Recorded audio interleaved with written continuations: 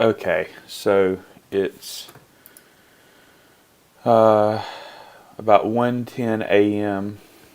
on Monday, January 9th, 2023, and like a freaking moron, I fell asleep at about 7 last night and then woke up at 10:30 and couldn't fall back asleep. So I'm going to do something productive that I need to do within the next few weeks and do a test stream before FE17 comes out to make sure that I know how to do screen capture streaming off of my desktop in case I need to do that for any reason. So basically, this is the most I'm going to know about FE16 at any point in my life, having beaten the game 5 times and played, according to my Switch, like 1,250 hours, and probably counting the time spent doing notebooks and menus, that's probably over 2,000. Not even probably, it is over 2,000. So what I wanted to do was talk about these two tier lists that I have made and quickly, I don't know, this might not be quickly, I don't want to go over every character, but just talk about some differences in certain characters. So the list on the left I made in December 2021 when I was probably about 3/4 of the way through with Verdant Wind Maddening. And the one on the right I made today, and it's after having finished Silver Snow Maddening, which I did on New Year's Eve. So this is probably the last tier list for this game that I will make, because like I said, I don't expect that, short of any unexpected meta discoveries within the community by like LTC players and stuff, I don't see how my opinions would really shift at this point, because if I do play this game in the future, it will be super casually. Three Houses is it's probably my favorite game ever, but it's very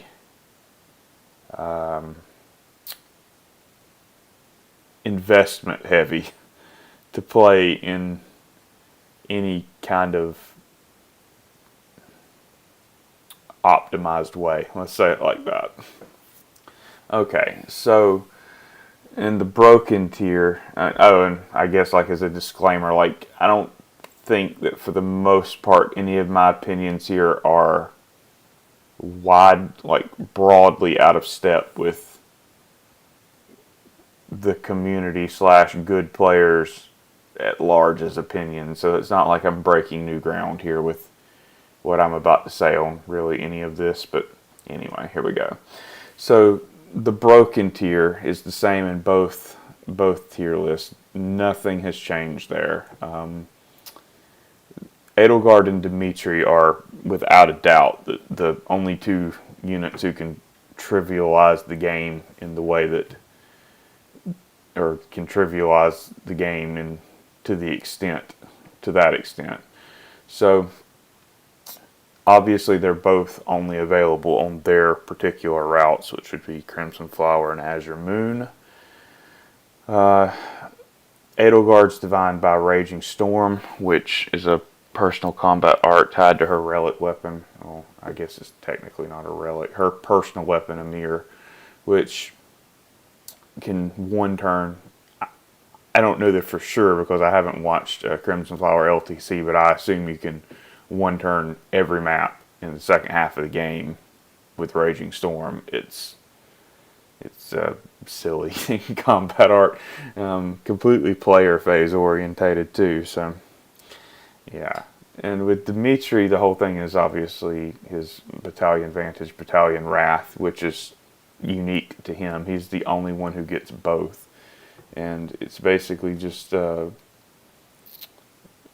same Vantage Wrath setup that everyone knows and loves, just way easier to get in and stay in, because once you get a battalion into Vantage Wrath range, it stays there I mean, aside from Dimitri not one-shotting something or getting hit by an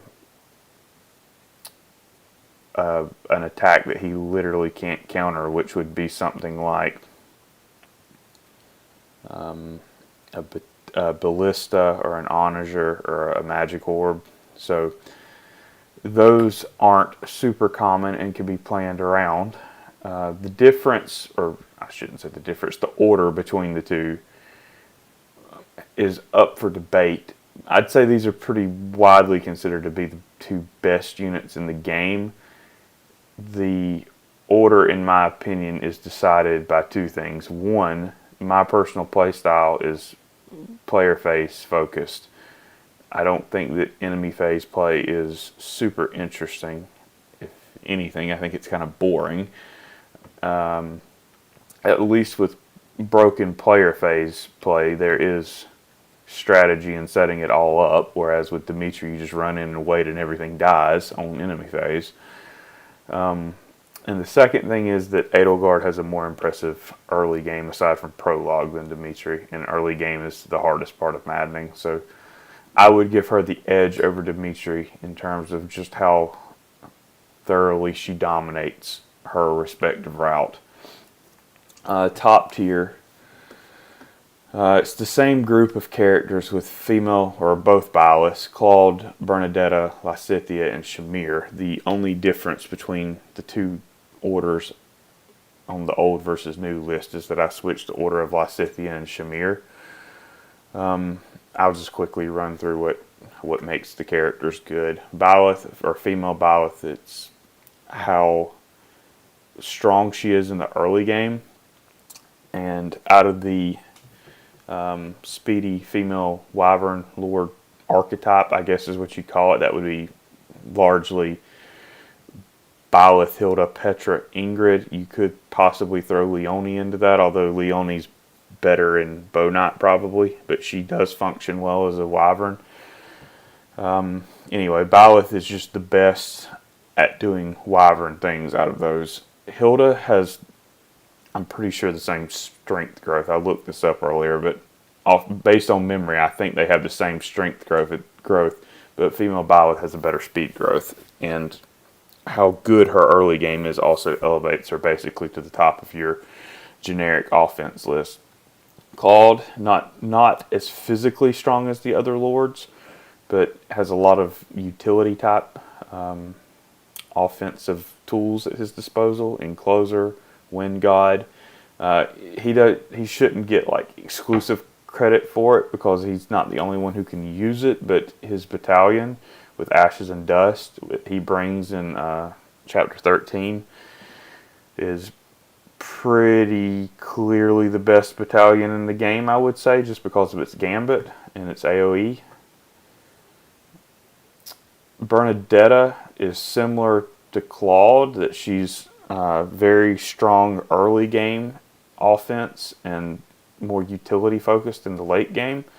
With her, it's Vengeance that's the big draw in the early game. I mean, pretty much without a doubt, Bernadette is the strongest character in the, like, just in terms of damage output in the first, say, 6 chapters of White Clouds. She can do silly things. Like, everyone talks about Lysithea's tool set, Dark Spikes with Death Knight. So, say, chapter 4, or, I mean, chapter 6 is pretty easy, but chapter 4, chapter 6, Death Knight, I mean, either way. But Bernadetta can easily one-shot the Death Knight with a Training Lance. Say, not even at 1 HP, at like 10 or 15 HP. Just silly things offensively early game, and then late game with Deadeye and Closer as Bow Knight. I mean, you're probably... So, I meant to have my switch out to go through a list of skills, because there's a lot of ways you can build Bernadetta for the late game, actually. Hold on just a minute. I'm actually going to go get my switch, because I want to go through this, just because I think that Bernadetta is one of the most interesting characters in the game to talk about, like, what the optimal build is. Hold on just a minute. I'll be right back.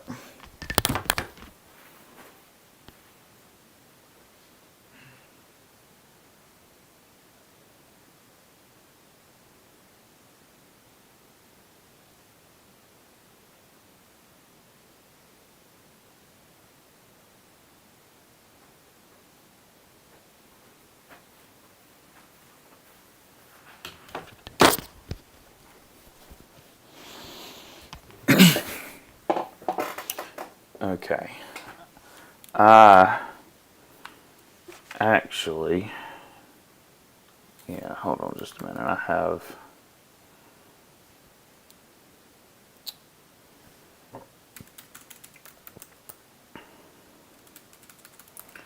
have my Bernadetta build uploaded. Give me just a second to pull that up.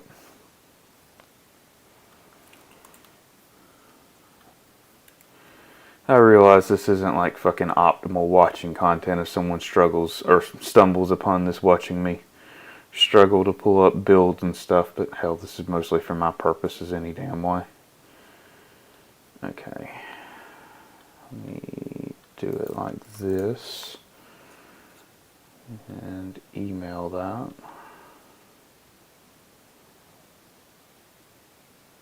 Okay. Bernadetta. Send. Okay. I need to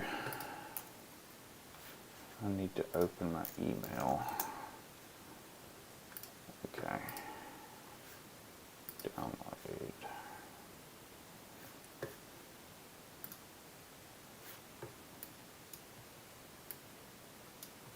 Okay. So this is the Bernadetta build that I had from chapter, let me make that just a little bit smaller. Chapter 21 of Silver Snow. This is right before the final battle. So I went with Bow Prowess, Bow Fair, Movement +1, Hit +20, and Death Blow as the 5 skills that I was running. So I'd say really the only thing here that might be, I'd have to go listen to like a meta discussion to see what the optimal set is, but I'm pretty sure that would be Bow Prowess, Bow Fair, Hit +20, Death Blow, and I would imagine they're probably running Bow Crit +10 if I just had to guess. So I think Movement +1 is pretty bad in general, just because of Stride existing. That giving up an ability slot for Movement +1, like say on just a generic offense character, so say a Wyvern Lord, because that's mostly what you're going to be using for generic offense. So typically on a Wyvern you're going to want to run, so say female Wyvern, you're going to want to run a Weapon Prowess, Death Blow, Darting Blow. The meta discussion would say Hit +20, even though I don't personally think that that's as important as most people act like it is for non-bow users. And then the last spot, I would say Fair if you can get it. So, I mean, there's all your spots, and you're going to have to give up something useful for Movement +1, which isn't super great. The reason I think it's actually justified on a Bow Knight is a lot of times with this build you're fishing for crits or doing chip damage at long range, and the +1 I find can sometimes make the difference of whether you can safely initiate on player phase and then run away on enemy phase. Some people advocate for pass on Bernadetta, but I think that's pretty niche. That you need to literally run behind enemy lines and then run back out. But anyway, let me go to what the hell I actually meant to do here and pull up the list of abilities on Bernadetta and talk about what I think actually could be useful and why I think her build could be so diverse. So the 5 that I have equipped: Bow Prowess, Bow Fair, Movement +1, Hit +20, Death Blow. Other stuff that I see that would be useful or could be useful: Lance Prowess, Bow Crit, HP +5 could be useful for vengeance purposes. Darting Blow. So the deal with Darting Blow on Bernadetta, I'd have to look up her averages. I'm pretty sure that 35 speed would be, I mean, a typical for a horse-focused Bernadetta, because Bernadetta's been on a horse basically since level 20, so her speed's kind of shot to hell. But 35 is probably about typical for a bow knight in game. At 41 AS, if you're running darting bow, you're not doubling anything speedy. You're not doubling assassins, sword masters, heroes. You're gonna one-shot anything that's flying. So even though you're not doubling wyvern lords or falcon knights, like definitely not. You're gonna one-shot them with a silver bow, easy. So the thing that makes me think that darting blow could be situationally useful, even though that sounded very negative in my assessment, that you're not doubling speedy stuff and you're one-shotting flyers anyway, is that kind of like the mid-tier of enemy speed, I guess, like warriors. And let me look at the freaking class list where I don't just get this totally wrong. So, warriors, enemy snipers, mages, so that'd be like warlocks, I guess grimories. Hell, enemy paladins. That would actually probably be the big one. I hadn't thought about that. Like enemy paladins, enemy dark knights. So, I'd have to look at their in-game stats, but if the difference in +6 speed tipped Bernadetta on toward doubling that mid-tier of enemy units on player phase, that could be situationally useful. I would probably say that out of what I have equipped, you'd want to get rid of +1 movement. But I didn't go into... I probably should have looked at in-game Silver Snow. Silver Snow's got a lot of monster units, so that probably wouldn't have been super useful for Silver Snow in particular. But anyway, that was just a freaking detour about darting blow. Back to the list. So the 5 I have equipped: Lance Prowess, Bow Crit, HP +5, Darting Blow, Pass, and I'd say that's probably it. I think close counter is pretty useless on Bernadetta. I mean, I won't say bad, a lot of more inexperienced players just kind of default to wanting close counter on bow units because they have it in their head that bow units are sitting ducks on enemy phase. But I'd argue that if you're playing well on player phase, your bow unit shouldn't be getting attacked on enemy phase. And most likely, if your bow units are getting attacked on enemy phase on Maddening, they're going to die anyway, even if they do have close counter. So, if Bernadetta or Shamir are getting attacked on enemy phase, they're probably getting doubled. And unless they have a guard adjutant, they're going to die. Like, even getting attacked by one strong enemy. Now, clearly with Bernadetta, if you're needing vengeance, you might actually want her to get attacked on enemy phase. So, in that case, countering would be bad. So, that's kind of an aside on why close counter is bad. I'd say that's probably it, though. But still, having 10, like, somewhat useful or situationally useful abilities to equip is going to give you a lot of builds to pick from. So, that would be, like, 10 times 9 times 8 times 7 times 6 in terms of just between those 10 skills as to how many combinations you could have.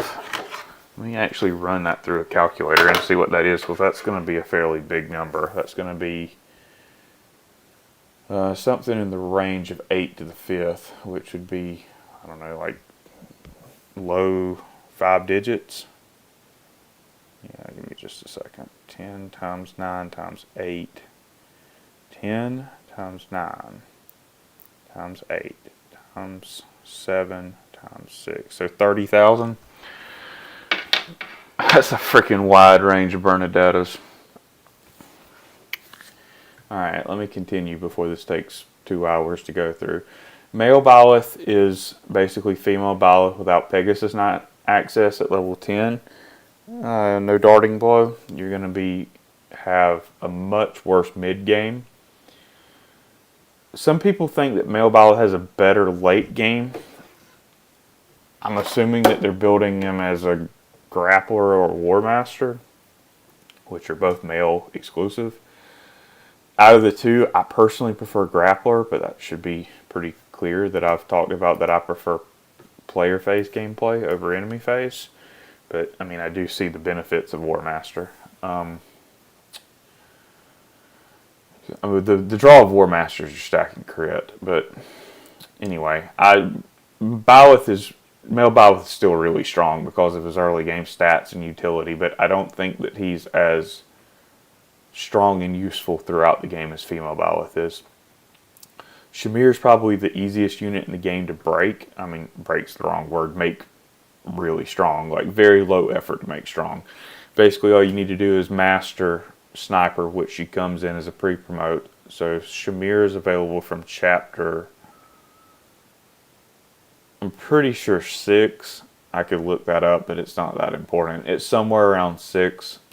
She comes as a pre-promote sniper, master sniper, and then do Hunter's Volley. I mean, Killer Bow is probably the default choice, but obviously you can change Iron, Silver, depending on your strength and accuracy needs for the situation, and just blow up everything. The thing that keeps Shamir from being totally dominant to the extent of the characters above her, in my opinion, is that she's footlocked to really function like you need her to function. She's going to be footlocked as a sniper, so 5 range, footlocked, even with, you probably,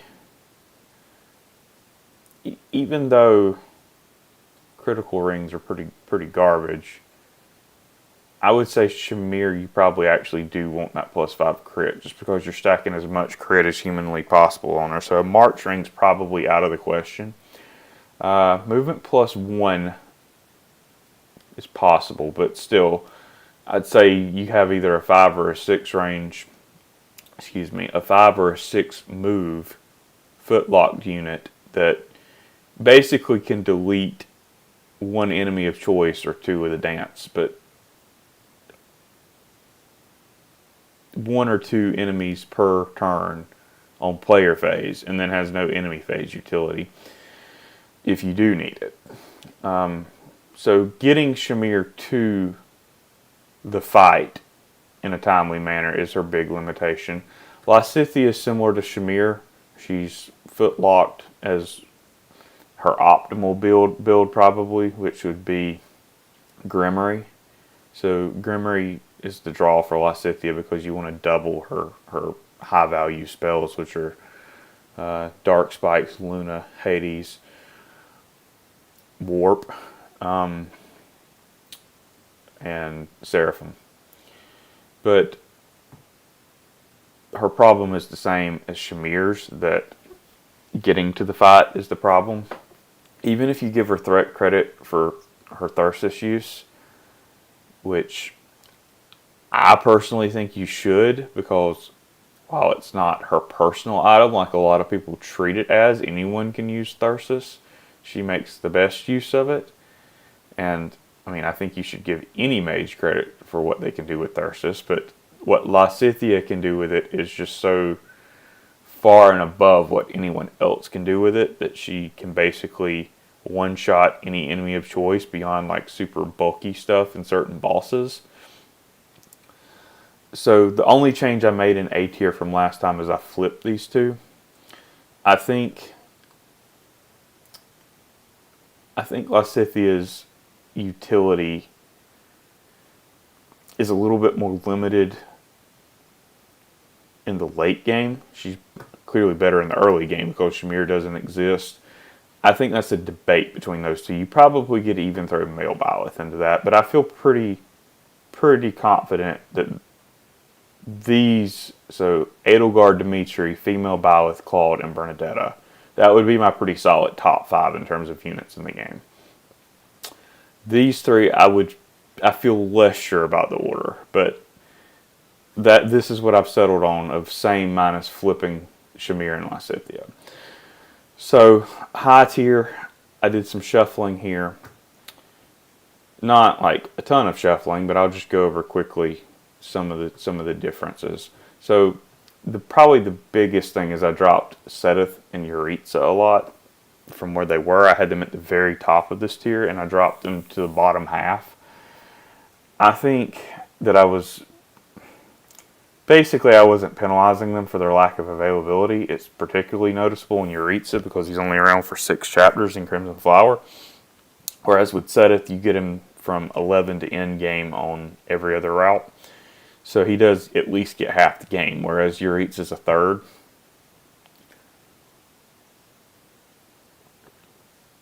And I wasn't penalizing them for their lack of availability as much as I should have been, because they both come at a point where your deployment slots expand, typically from 9 or 10 to 10 or 11. So basically they were getting a free deployment slot, and I was kind of giving them credit for being able to join as ready to go units, but it's not really fair. So Seth does need a little, they actually both need a little bit of investment to work optimally, I should say. Seth joins as a Wyvern Rider. He's a letter grade or half a letter grade, either way, it doesn't really matter, away from Swift Strikes. And you need Swift Strikes ASAP for him to function well, particularly on Silver Snow, where you're going to be using him on Hunting by Daybreak. He's going to be, I won't say a liability, but he's going to be nowhere near optimal on Hunting by Daybreak without Swift Strikes. Yuritsa joins in his PRF class as a Death Knight. Crimson Flower maps are particularly, the last two are particularly punishing for cavalry units. So I would say that Yuritsa is going to function best as basically a female Wyvern Lord, even though he's male, of the build of you want to do Death Blow, Darting Blow, and then Weapon Prowess Fair if you have it. So it's going to take some work to get him into Wyvern, get him off a horse and get him on a Wyvern.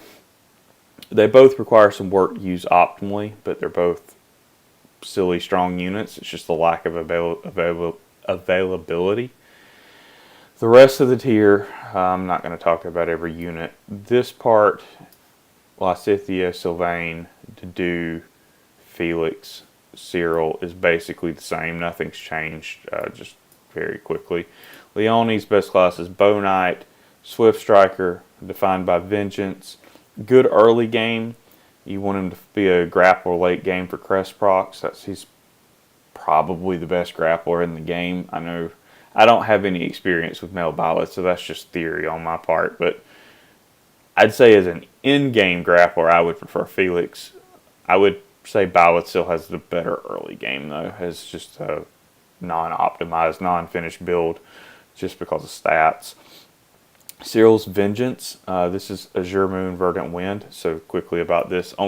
There's 5 units that I think that their difference in performance between routes is significant enough to tier them separately. Cyril is the first of the 5.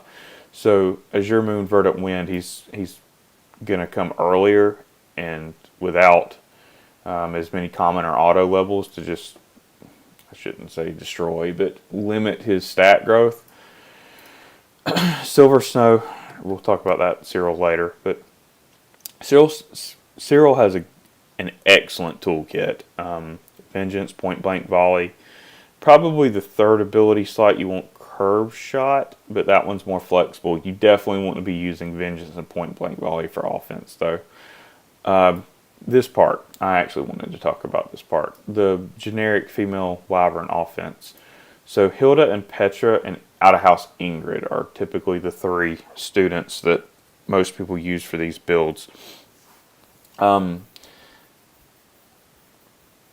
would personally, so obviously I have Ingrid, Out of House Ingrid, a little bit lower than these two, like have a couple characters between them. I think Ingrid is the most likely, even with her enemy Pegasus Knight growths, which is why she's here in this tier, is Out of House. I think that she has a little bit more potential to get strength screwed in the long term, and I think that can be noticeable in the late game. Typically, I build Ingrid as a Falcon Knight, even though that's not optimal. Like in absolute optimized play, you want to build her as a Wyvern Lord.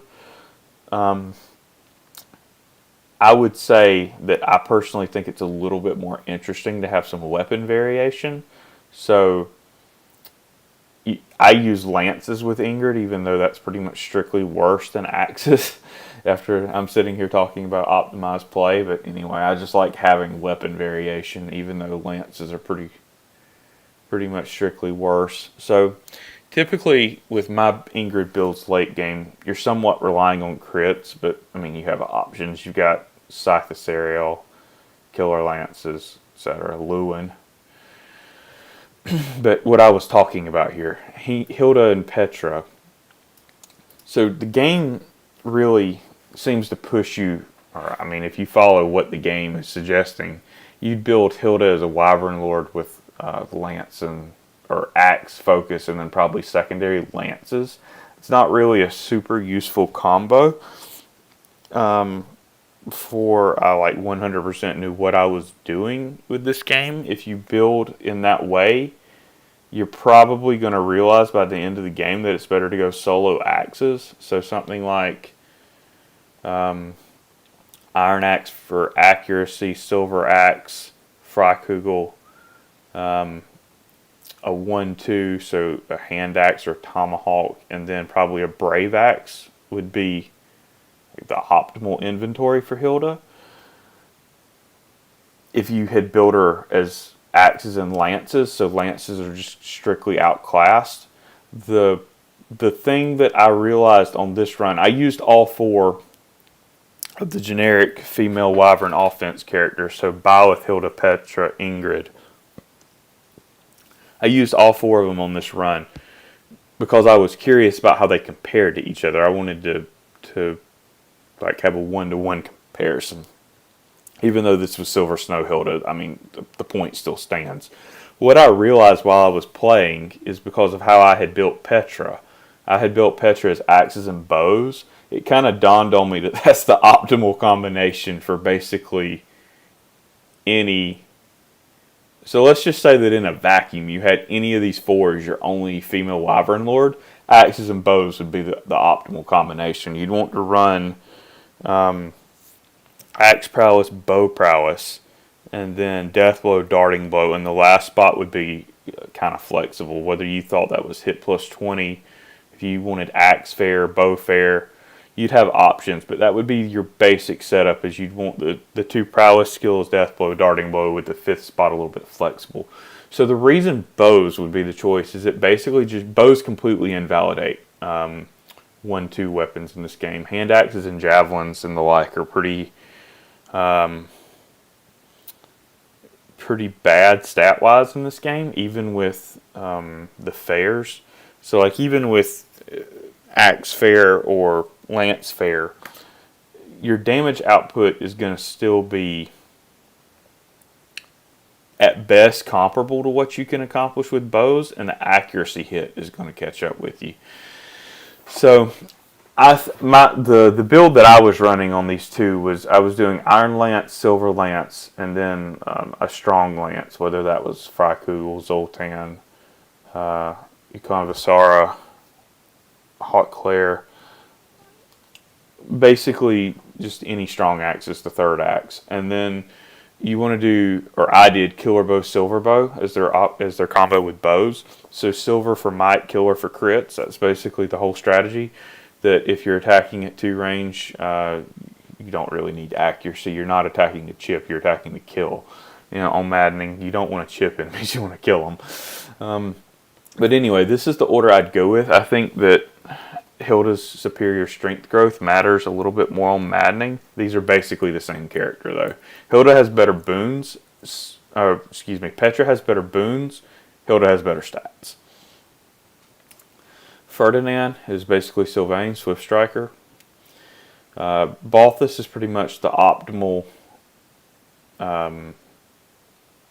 early game grappler, War Master, Armor Knight. unit. Late game, like I said, Felix is going to surpass him, but Balthus is very bulky in the early game.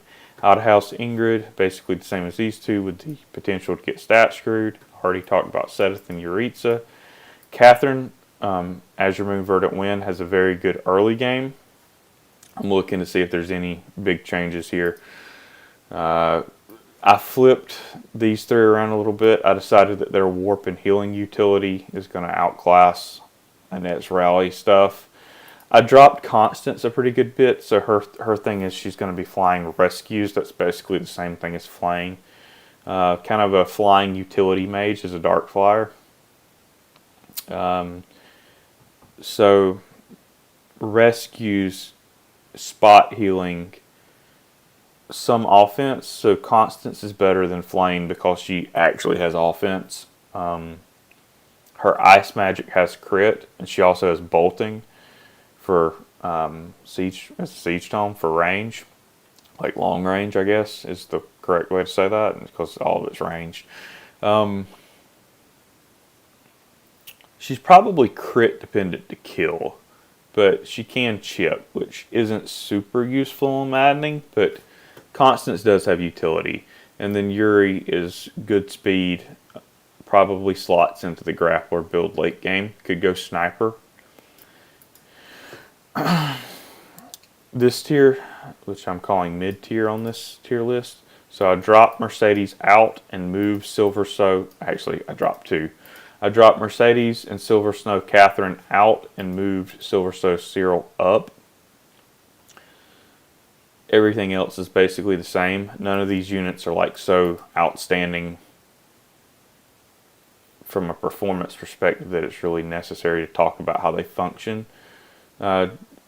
Just quickly about some. Silver Snow Cyril, later joining time, worse stats than these two routes, but I did have him underrated. I used him on this run just because I wanted to evaluate this. So even joining late, he's not that far from getting on a Wyvern, which is what you really want for him to start functioning as a unit. You want to get point blank volley, get on a Wyvern, and then I'd say after that, focus on getting Vengeance. I personally think point blank volley is the more useful of the two to get quickly, but I mean you can focus on whichever you prefer. But those are his basic two ways of doing damage on maddening consistently and reliably. So you want to get one or the other, and then once you get him one, he's fine. He can start killing things.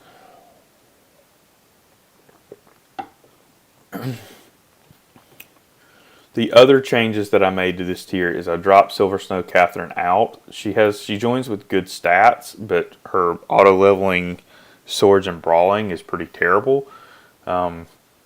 She can't easily transition into any class that allows her to effectively take advantage of her good stats.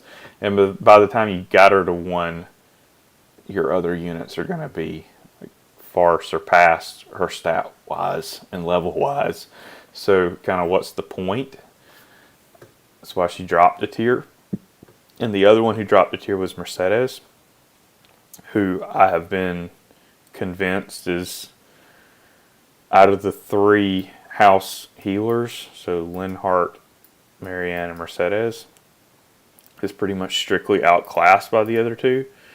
So stat-wise and spell list-wise, she's more similar to Linhart, but without warp, and warp is very, very important in this game.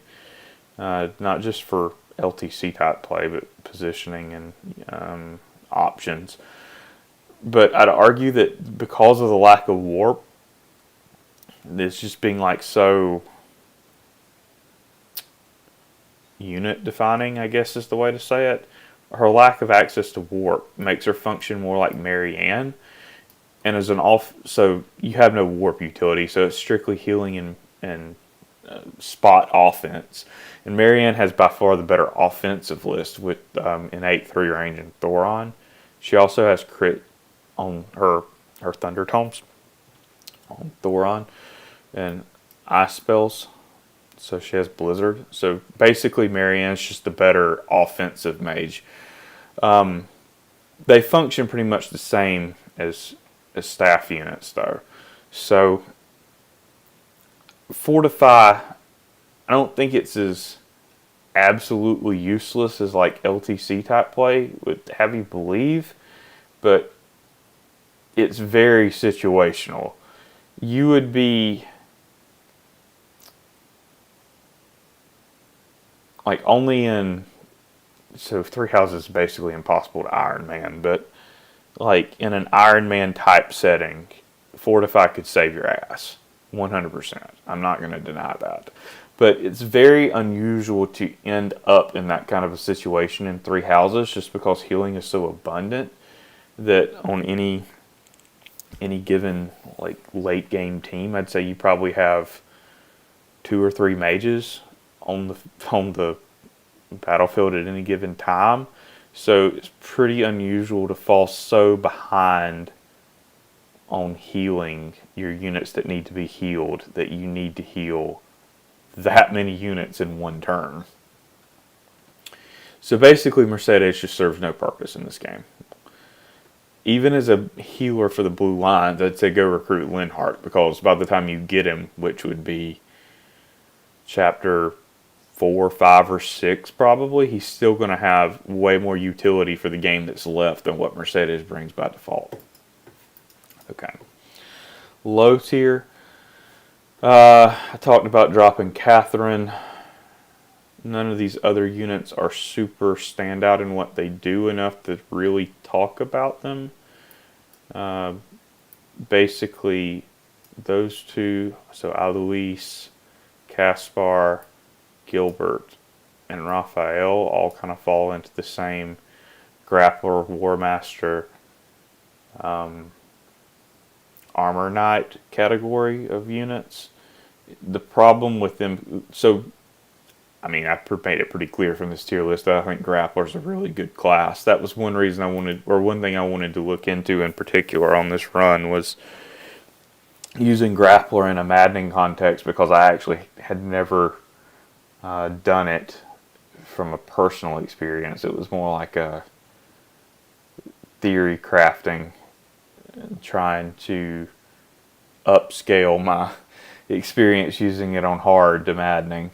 It's an amazing class on maddening. I would still say Sniper's probably better just because of the range options.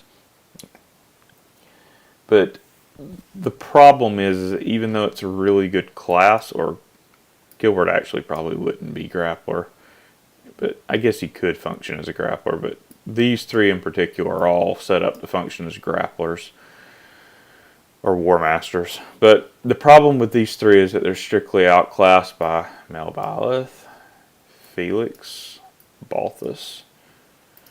So basically, if you wanted to use a Grappler, the question would be, why are you using these three? I used Caspar just because I was playing Silver Snow and he was default easy. I mean, if you were using DLC, you'd want to use Balthus, even playing Silver Snow. Just, he's free. You get him chapter 2, no recruitment cost.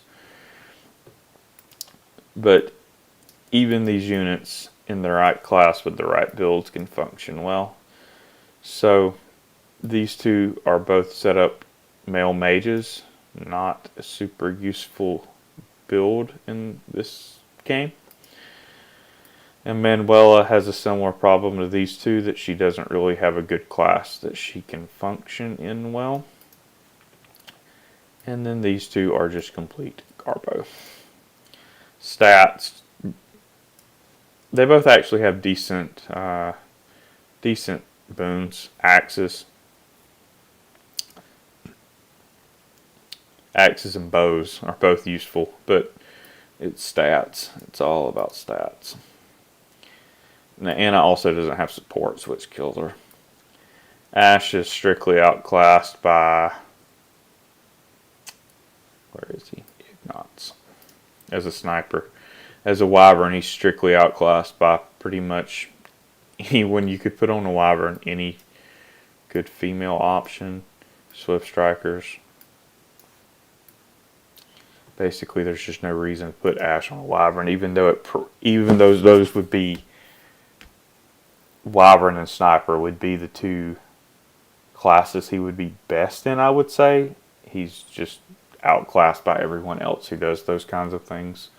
Okay, so I'm going to turn this off now because I'm tired of talking, and this is mostly just a test stream for me anyway to make sure that I know what I'm doing.